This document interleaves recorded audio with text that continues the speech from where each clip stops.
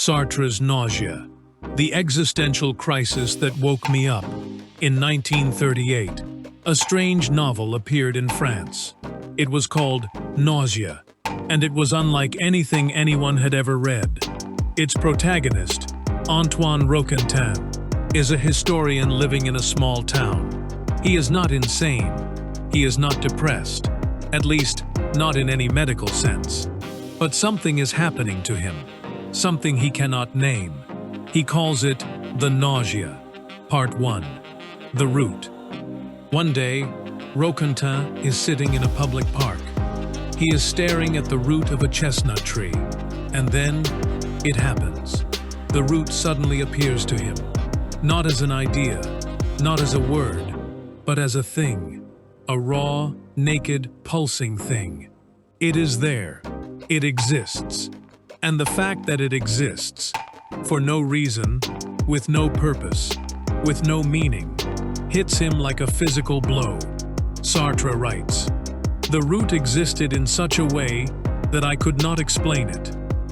Naughty, inert, nameless. It confused me. And suddenly, the nausea seized me." This is not a metaphor. Sartre insisted that this is a real experience. The feeling of realizing that things simply are, without justification. A pebble, a face, a glass of water. Underneath all our names and categories, there is just existence. Raw, ugly, gratuitous. Most of the time, we do not feel this. We are protected by language, by routine, by distraction. But when the protection falls away, the nausea comes. Part 2. The lie of essence. Why is this experience so important? Sartre believed that most human beings live in a state of bad faith. We pretend that things have fixed meanings, that a waiter is a waiter by nature, that a rock is a rock, that you are shy or brave or lazy, as if these were permanent facts about you, like the color of your eyes. But this is a lie. There are no fixed essences. There is only existence. You are not born shy. You choose, moment by moment, to act in shy ways. You could choose differently, and that freedom is terrifying. This is what Roquentin discovers. The world is not a neat, ordered place with meanings already installed. It is a vast, overflowing, chaotic mess of things that simply exist. And we, with our words and categories, are just covering it up. The nausea is the moment the cover-up fails. Part 3. The people who never wake up. In the novel, Roquentin watches the people around him. The autodidact, a man who tries to read every book in the library in alphabetical order, hoping to find wisdom through quantity. The cafe owner, who goes through the motions every day without ever asking why. They never feel the nausea.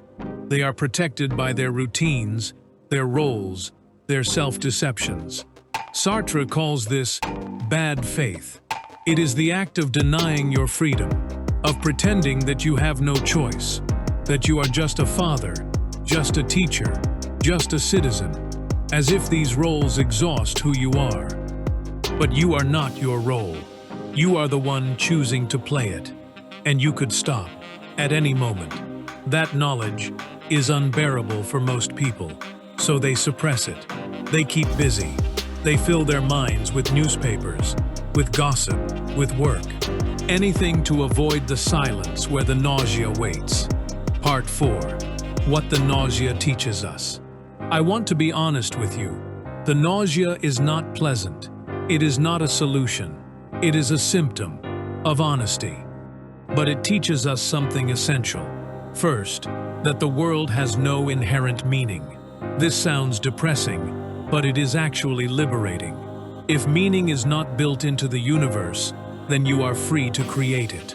Second, that you are not defined by your past. Roquentin is not trapped by his history. Neither are you. Your past does not determine your future, unless you choose to let it. Third, that authenticity begins with discomfort. The nausea is not something to escape. It is something to pass through. On the other side is freedom. Part 5. The end of the novel. At the end of Nausea, Roquentin makes a decision. He will leave the small town. He will go to Paris. And he will write, not a history book, but a novel, a work of art. Not because art will save him, but because creating something, anything, is an act of freedom. It is a way of imposing form on the formless, of saying, I exist, I choose, I make. Sartre is not promising that art will give life meaning.